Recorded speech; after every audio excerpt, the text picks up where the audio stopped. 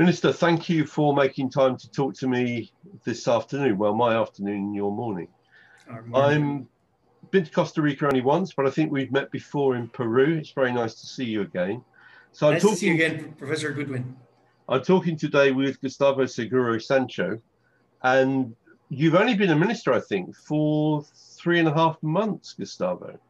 That's a short period of time. How are you finding being minister? Well, thank you, Professor Goodwin. It's great to see you again.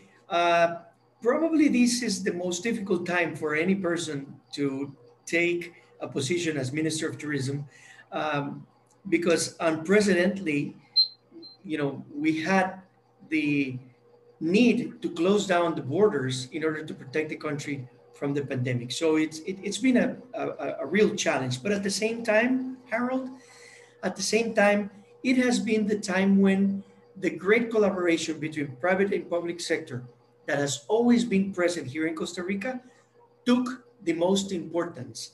And we had enough time to develop protocols, to work together, and to gradually open the tourism economy again, not only to local tourists, but international travelers as well.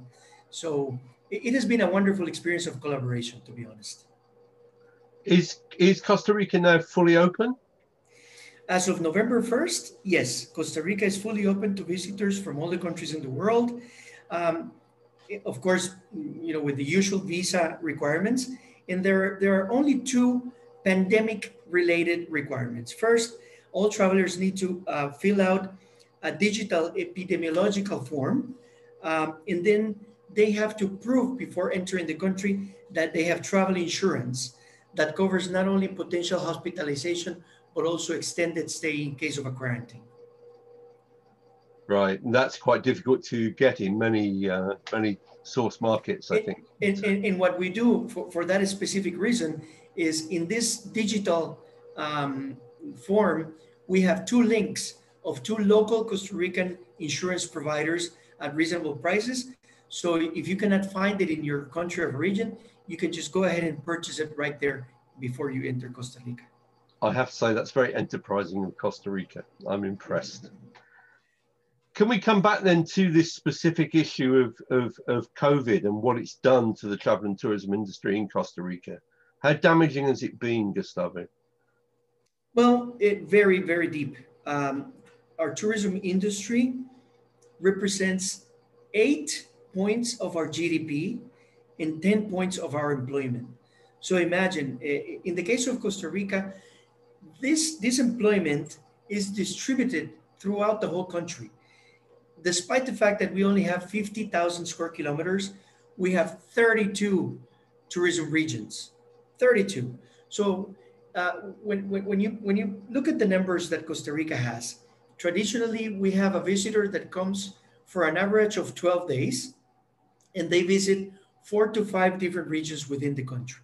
So, what we always say, Dr. Goodwin, about the tourism income being distributed, Costa Rica really sees that happening. It gets distributed throughout the country. So right now it has been very painful because the unemployment provoked by the pandemic has been also distributed throughout the country. So right now we expect to finish the year with approximately 65 to 70% less visitors and less revenues, because at least we were able to have January and February as healthy months. Had we not had those 2 months in the beginning of the year, it would have been even worse. And are the tourists coming back now that you've opened from November the 1st? Are you expecting good numbers? We're expecting numbers that range between 30 and 40% of the numbers previous to the pandemic. So these should be numbers that at least bring alleviation to the terrible financial situation of the companies. 30 to 40% should mean that many companies will be able to operate at break-even point. Now, we did start, Harold, a gradual process in August of opening first to UK visitors, visitors from other parts of Europe. And in the first 3 months, very few visitors came, approximately 10,000. Now, the good news is we were able to test the protocols, and we were able to prove that international traveling is not how the pandemic spreads, because we have 0 cases among those 10,000 people, 0 cases reported of having come into the country with the virus or having acquired the virus while in the country, which also speaks very highly of the private sector and how they implemented all the protocols of prevention for the contagion. So you found good cooperation across governments and from the private sector in tackling COVID? Yes, it's been amazing. Let me briefly say, during the months of March and April, we developed 16 different protocols, and they were developed between working hours of private and public sector officers. These protocols were presented to the health authorities, and they were approved completely. Then we submitted those protocols to the WTTC, and then Costa Rica was awarded the Safe Travels designation. Now, during the months of June and July, May, June, and July, 3 months were invested in implementing the protocols. And so that gave us confidence to then open the tourism activities. And then, Harold, I must say also that Costa Rica is one of the few countries in the world that was able to delay the phase of community spread by almost 6 months. So that bought us enough time to strengthen the hospitals, strengthen the health system, and then develop the protocols. So that was a great result of the management of the pandemic in our country.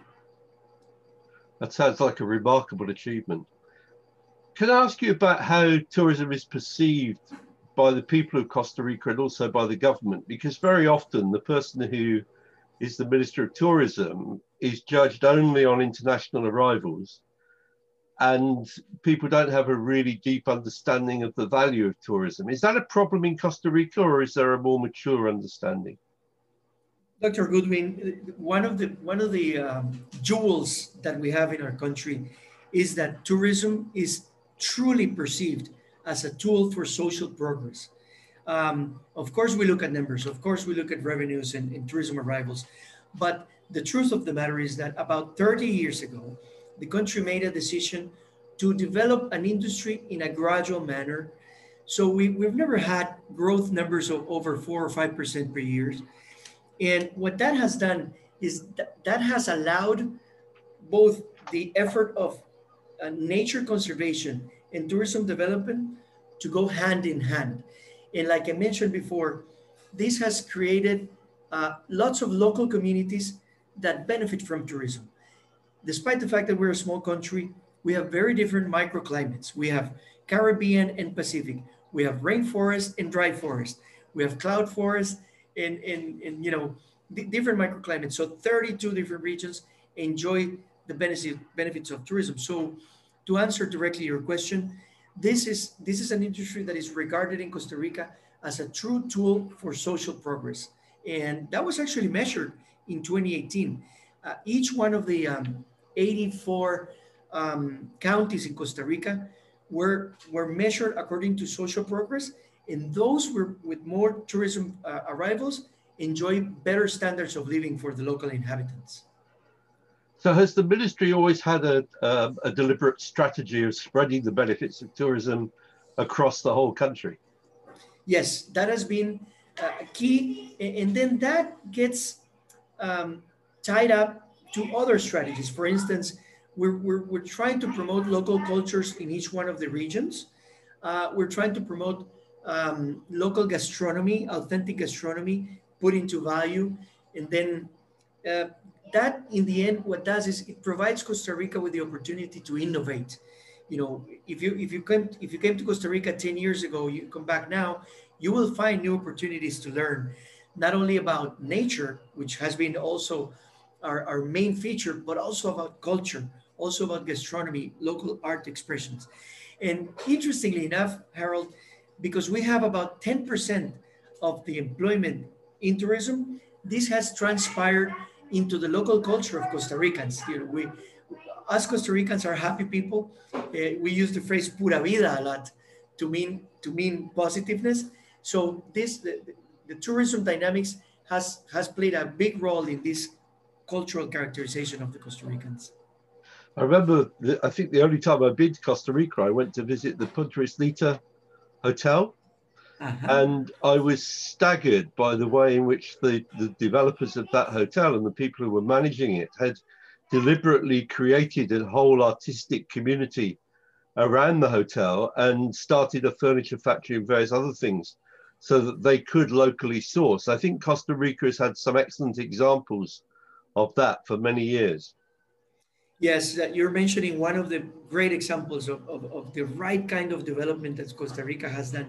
The example that you mentioned is a symbiosis between not one, but about 6 local communities, approximately 40 kilometers around the project, targeting high-end tourism, tourism of good income, good education that would appreciate those local cultures.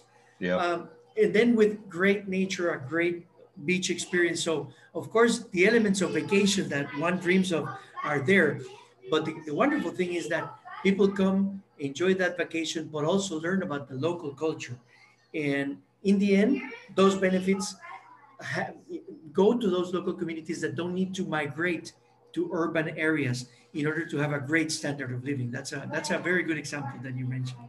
I think one of the things which strikes me about Costa Rica, Minister, if I may just check whether you think this is true or not, I think that your tourism really began with the incredible wildlife that Costa Rica has to offer, particularly the bird life and the marine.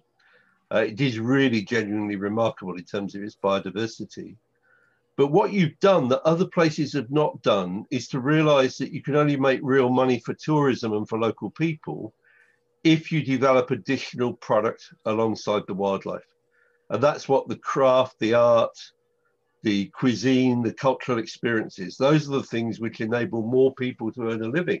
Because the problem is that a view like this, as wonderful as it is, you can't charge for that.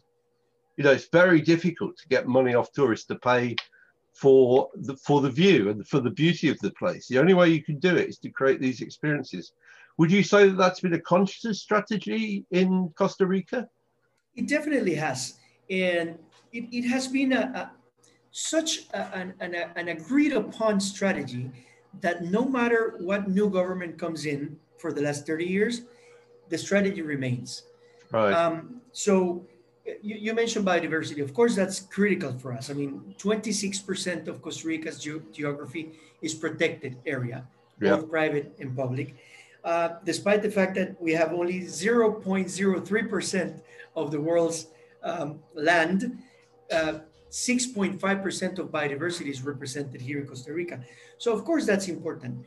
But in order to make this industry an industry that truly brings enough economic activity for social progress, we have had to target the right kind of visitor. That's why we love the European and the UK market, because it's a visitor that is interested in really coming here and living the local experience, feeling as though you're a Tico for 2 or 3 weeks, in learning our way of doing things. So that, of course, requires innovation, and that's why looking at the local expressions of culture, turning them into tourism products is critical. And then, of course, we need to look at new things in the future. The country right now embraced a very aggressive goal, which is to go carbon free by 2050. And we believe that the tourism industry in Costa Rica will be the pioneer of that goal of having this economy be carbon free by 2050, led by the tourism industry. That's a noble ambition. The problem, of course, remains the flights. We need to work really hard at decarbonising aviation, and we have a panel on that next week at WTM. We also have a panel on biodiversity.